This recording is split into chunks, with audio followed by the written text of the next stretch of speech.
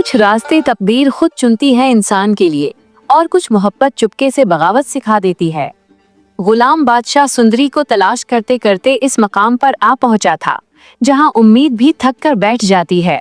दिन हो या रात, शहर हो या वीराना, इसकी आंखें हर चेहरे में सुंदरी का अक्स ढूंढती रही, मगर नाकामी उसका मुकद्दर बनी रही।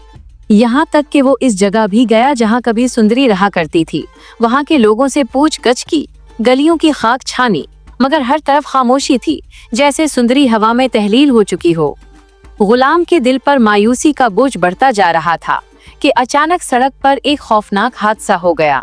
एक तेज रफ्तार गाड़ी और मोटरसाइकिल आपस में टकरा गए। शोर, चीखो पुकार और लोगों का हुजूम जमा हो गया।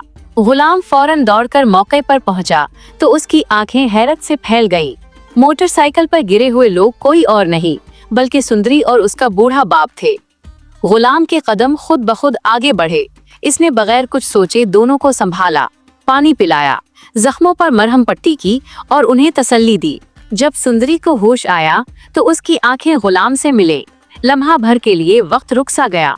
गुलाम ने नरमी से पूछा कि वो अपने बाप को कहाँ ले जा रही है। सुंदरी की आवाज कांपने लगी जब उसने बताया कि उसका बाप शदीद बीमार है और वो उसे शहर ले जा रही है ताकि इलाज हो सके। गुलाम ने ये सुनकर एक लम्हा भी जाया न किया। उसने उनकी मदद का फैसला कर लिया और उनके साथ चल पड़ा। इस सफर के दौरान गुलाम और सुंदरी के दरमियान एक खामोश रिश्ता जन्म लेने लगा। वो रिश्ता जो लफ्जों का मोहताज नहीं होता, जो आंखों, लहजों और खामोशी में पलता है। दोनों के दिल एक दूसरे की तरफ माइल होने लगे, मगर गुलाम के दिल में एक खौफ भी था। वो जानता था कि वो बादशाह की अमानत है, इसकी वफादारी पर कोई दाग नहीं लगना चाहिए। सुंदरी गुलाम की खिदमत, उसके इखलाक और उसकी सच्चाई से बेहद मुतासिर हो चुकी थी।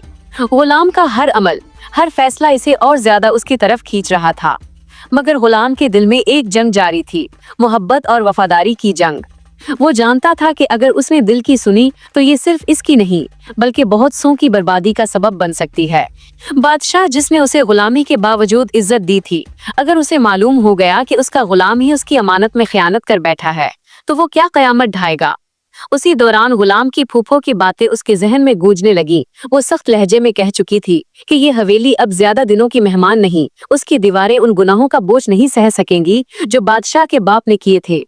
उसने साफ लफ्जों में कहा था कि एक दिन सब कुछ मिट्टी में मिल जाएगा, ताकत, गुरूर और जुल्म सब खत्म हो जाएंगे। गुलाम को महसूस होने लगा कि शायद वो दिन करीब है, शायद सुंदरी की आमद इस तबाही का पेश खैमा है।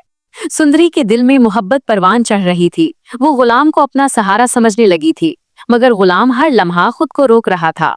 अब कहानी एक नाजुक मोड़ पर खड़ी थी। क्या गुलाम अपनी मोहब्बत को कुर्बान कर देगा या तकदीर के हाथों मजबूर होकर वही करेगा जो उसका दिल चाहता है? और जब बादशाह को ये हकीकत मालूम होगी कि जिस गुलाम पर वो अंधा एतमाद करता था वही उसके लिए सबसे बड़ा खतरा बन चुका है, तो क्या वो इंतकाम की आग में सब कुछ जला डालेगा? या फूफो की पेशगोई के मुताबिक वाकई वो दिन आ चुका है जब हवेली की ईंट ईंट बिखर जाएगी और बरसों के गुनाह एक ही लम्हे में अपना हिसाब मांग लेंगे?